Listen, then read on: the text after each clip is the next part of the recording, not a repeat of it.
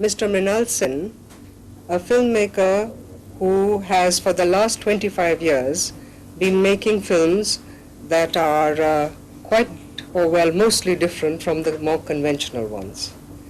Now, Mrinal Babu, what made you enter films? To be very frank, I was never cut out for film. I was never a film addict, nor I am now. Even after 20 years of filmmaking, I am not a cinema addict. You don't go often to the movies? No, not much. So it happened like this. My special subject was physics, and that was how I got interested in sound recording. So then I wanted to go to a studio, and that's what I did. And I was thrown into what they call maintenance department, and I had to solder capacitors and condensers. But my interest was basically academic, so I lost all interest in this job. I left the theater studio. And I stayed there for 2 months, but never for a moment, never for a day I had been to the floor to watch shooting. And then what did I do? I used to go to the National Library, which at that time used to be called Imperial Library during British period. Yes. And I used to go there and I used to read all kinds of things. I didn't have any sense of direction, nothing at all. But then whatever I read, I made it a point to read on film sound recording. And then once accidentally it so happened that I ran into a book on aesthetics of cinema. But not that I understood every bit of it, but I liked it. I liked it. I was practically, to tell you the truth, I was floored. And that was the beginning of my walking into cinema, in a way. And this led to reading another book, and which I liked very much. And that is how I grew my interest in the aesthetics of cinema. And that is when I started seeing films. And two things grew in me together, which is a very interesting growth in me. My passion for cinema as a very evocative art form, which I derived from the books, and my hatred for the cinema as was practiced in India. So these two things grew together. But if you didn't see any of the better foreign films or the films that were shown at film societies, how did you get a practical understanding of the aesthetics? It happened later. Immediately after that, I started seeing films.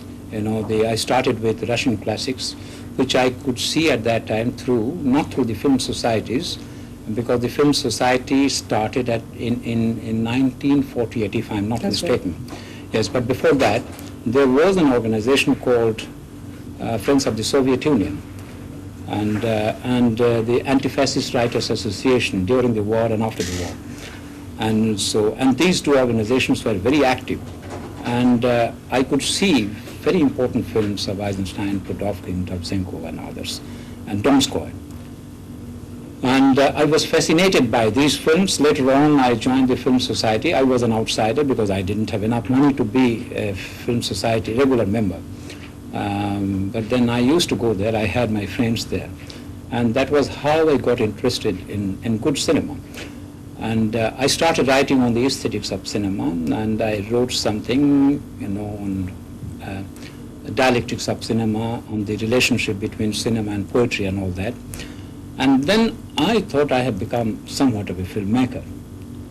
But in the meantime, I did lots of things. I was a medical representative without knowing anything of medicine, but I became quite important in the job. Because, when I met the doctors, I never talked medicine. For the simple reason, I knew nothing about medicine. I talked something else. I wanted to keep the doctors in humor. That was how I became important. But before I could be absorbed, I left the job and loafed about quite a lot. And then in 1956, I made a film. How is it that you took to direction straight away? Yes. No, it was not taken to direction straight away. I acted as someone's assistant for a few months, left the job because I didn't like them at all. And I had a feeling of superiority because of my being acceptable to some serious readers. But if you were a writer originally, then how is it that instead of sticking to writing, you went on to directing? because I thought I could, this is what I thought when I started writing on the aesthetics of cinema, and which was liked by some serious spectators. I thought now is the time for me to make films, and I made my first film, and to tell you the truth, that was awful, and that was a colossal disaster.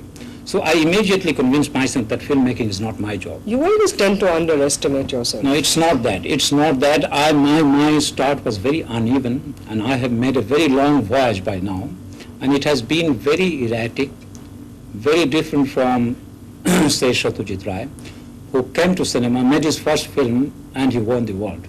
But in my case, it was not that at all. But I don't feel fatigued.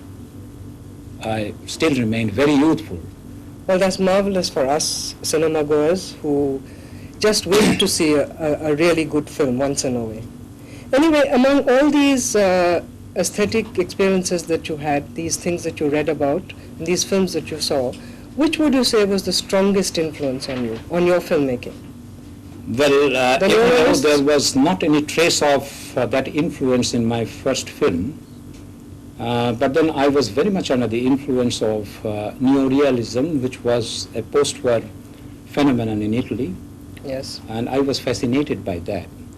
But I could see the Italian films of that kind only in 1952 when we had the first film festival in Calcutta and in the rest of India.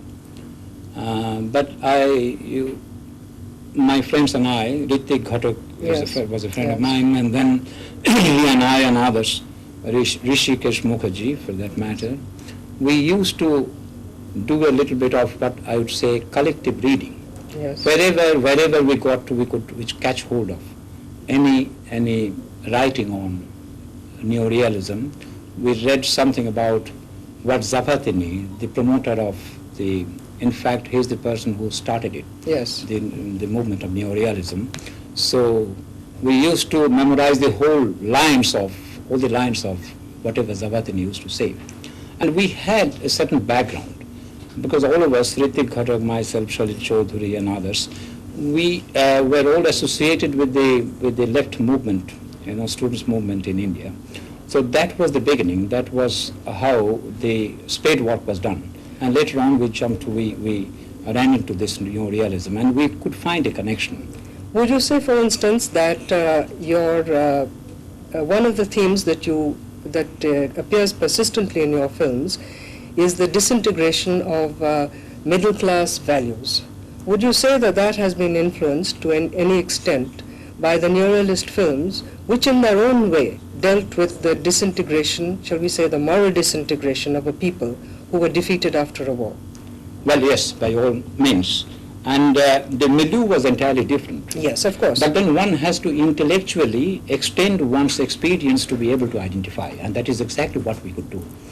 And we could see, and our homage to neorealism, as was practiced in Italy, post-war Italy, could be demonstrated by the understanding of our reality. That was how we paid our homage to great masters like De Sica and others.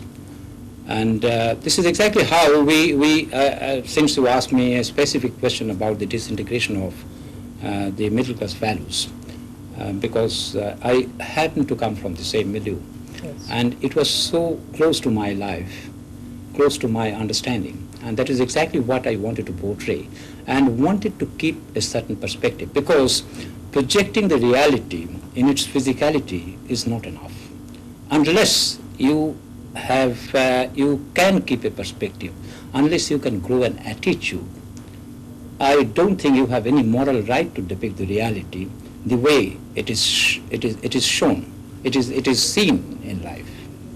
Well, neorealism in Italy, to a certain extent, or to a very large extent, seems to now be a spent force.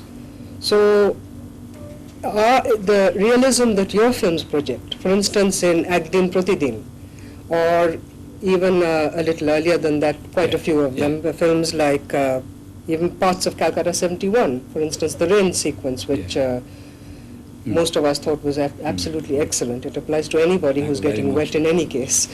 I would say, would I be correct then in saying that neorealism still has a long way to go in India?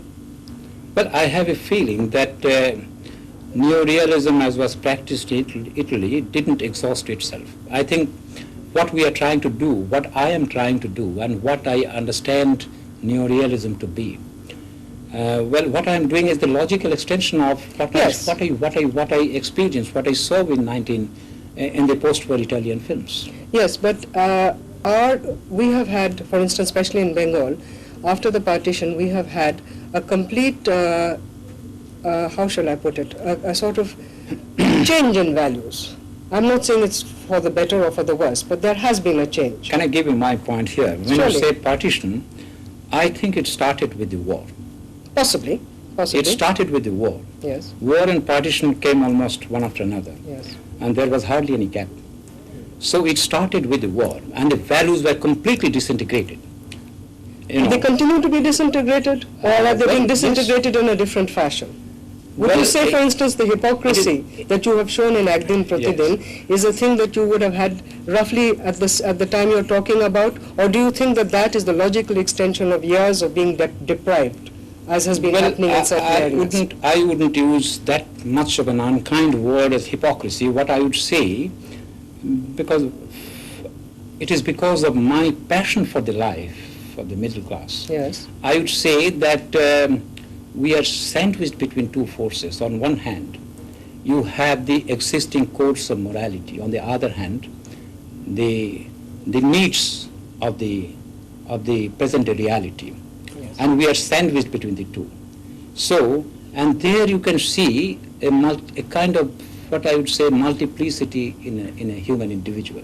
You mean a schizophrenia? No, multiplicity, that is you can't escape it, On one hand, for instance, in Ek Din Pratidin, I don't know if our viewers have seen the films, but then seen this particular film. But then all I can tell you that here you find the mother who is sandwiched between two forces. On one hand, you have the mother worrying for the daughter, which is very right. On the other hand, which is very, very understandable. On the other hand, you find the kind of the fear of public scandal that is there. And the public scandal grows out of the existing codes of morality. And she's sandwiched between the two forces. She doesn't know how to, and she has to keep up appearances on one hand. And she becomes a tragic character. And she undergoes this process. And what we find, it is not just that. And the film doesn't end there. Throughout this night-long experiences of the mother and the entire family, when the young daughter, the sole breadwinner, doesn't come home, and well, this experience leads to certain chemical reaction. I don't know how the chemistry operates, but then what happens? Next day, you find her to be a different woman.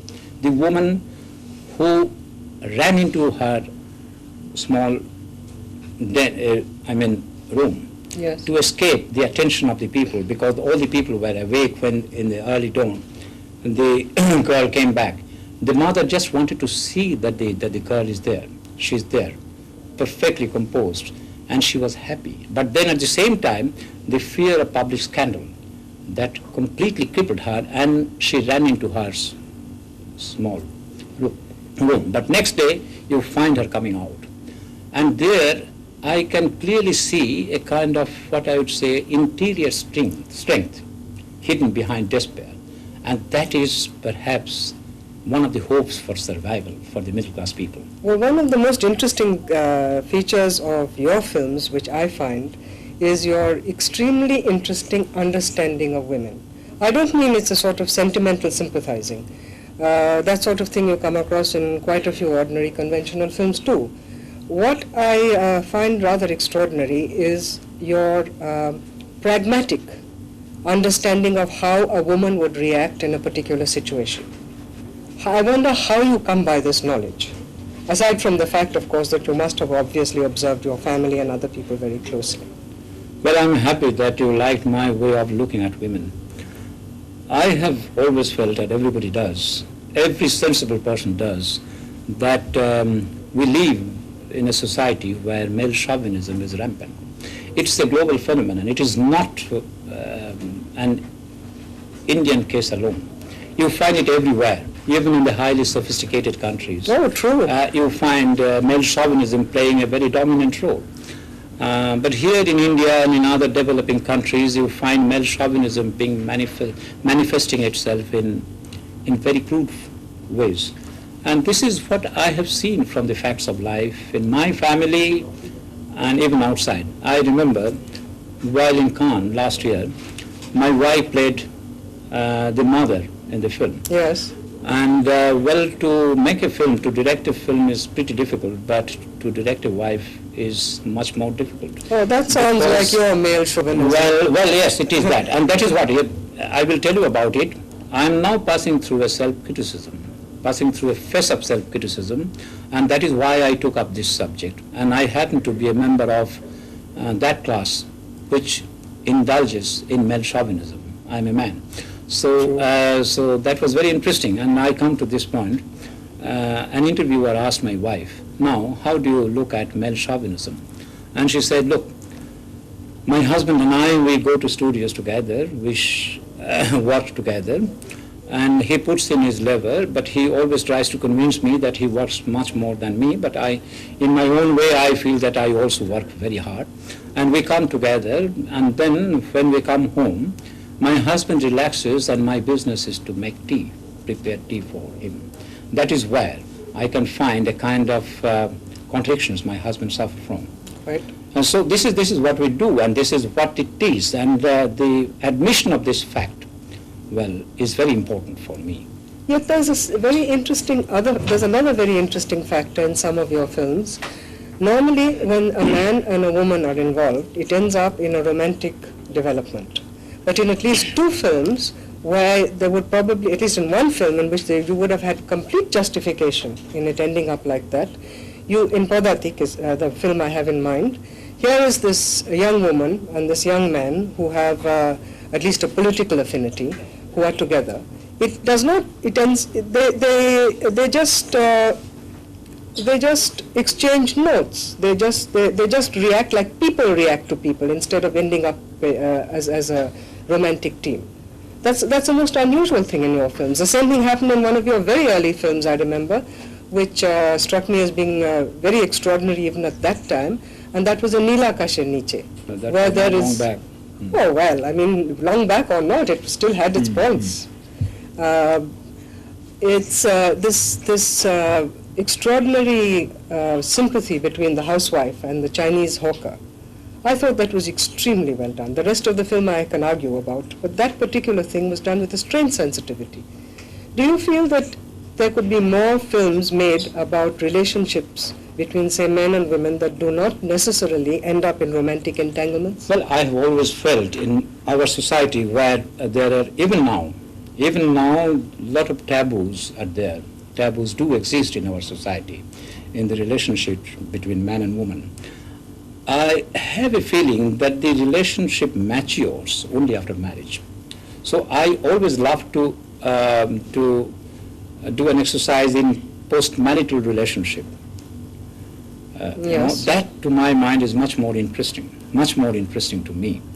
And even if not that, I'd like to depict a working woman. And this is what I have been doing in my films. Yes. And this is what I did in one of my lesser-known films called Punascho. I don't know if you have seen that film. That was made long back in 1961. And this was also done, the post-marital relationship was also attempted in an earlier film in 1960 by Ravan. Yes, that's right. And these are the films, and this relationship, and through this relationship, through the human experiences, by the contact of the two-person man and woman who are inseparable in many ways, Yes. By unalterable social institutions and other things. Well, that leads to my comment on the society we live in. So my focus, I try to emphasize on the individual relationship, an individual in relation to the society. Yes. This is what I have been trying to do, and in the process, by inference, I try to build my understanding of the society. And I have been feeling, many people ask me, who is your greatest influence? You also asked me about neorealism leaving a great impact on me. That is very true. But if you ask me who is my greatest teacher, I must tell you that my greatest teacher is my own time. I have been changing myself, and quite often do I contradict myself, and quite often do I tell people, don't ask me to go on talking for more than 10 minutes because I will be contradicting myself. You never know, and you have to give me some more time to correct myself. Well, that's in the nature of change. And this is what I feel. This is a sign of growth. I believe in correcting my own conclusions. This is not because of any sense of uncertainty, but this is because of a sense of growth in me. I have been growing with the changing time, and so I derive a lot of inspiration from my own time. And right at the moment, can I continue? Yes, please. Right at the moment, I have almost grown this belief that all of us in the middle class setup, we are all renegades in a way. Because you see, I have been building my case on poverty and exploitation, on social injustice and all that, which are as perennial in Indian scene as an old banyan tree. Yes. You see, I have been building my thesis on this, on these very awkward and very gruesome realities of Indian scene. But then, when I withdraw into myself, when I seek silence, honestly I tell you, I feel that my lifestyle has changed a little. But all of us has, Mrinal. And yes, that is where I consider myself to be a renegade. And that is why I tell you that I am now passing through a phase of self-criticism. We are all renegades. And let us admit for once that we are all renegades. And that may lead to a sense of satisfaction and continue this business of being renegades very satisfactorily.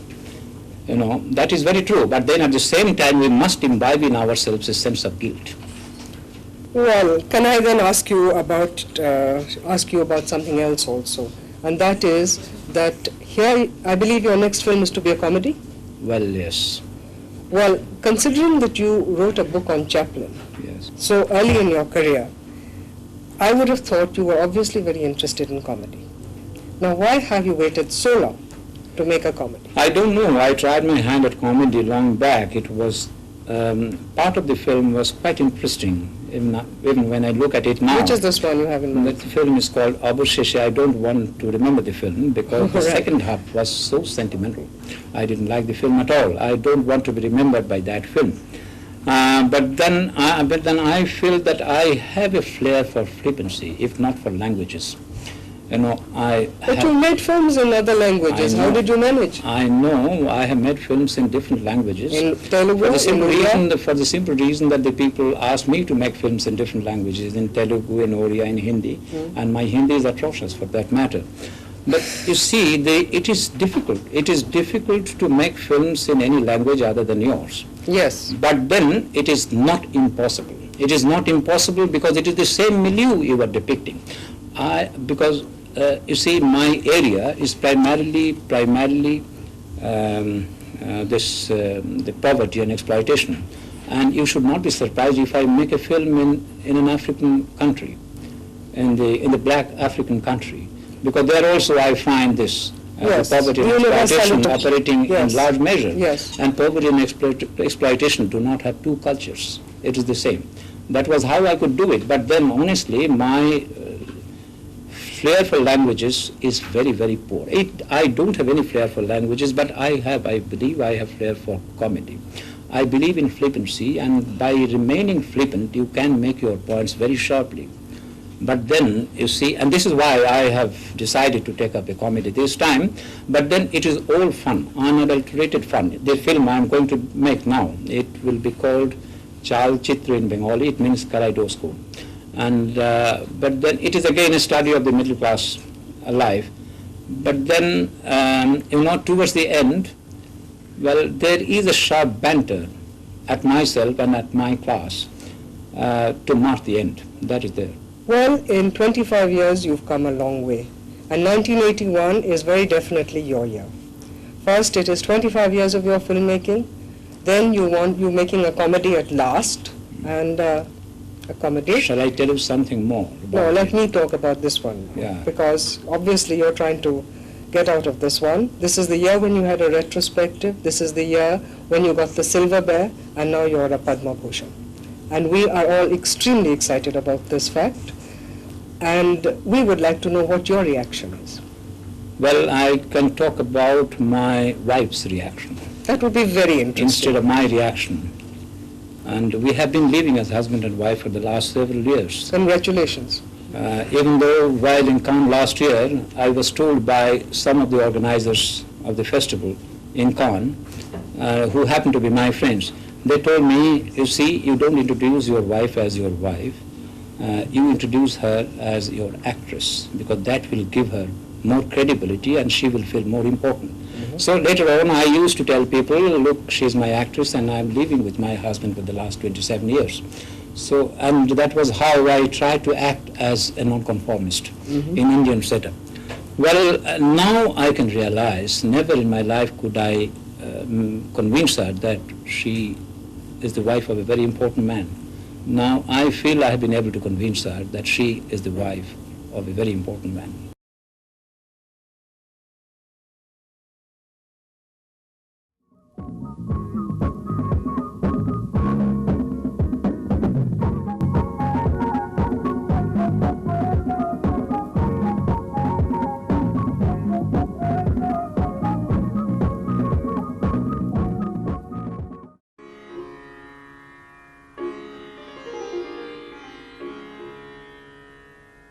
Thank you.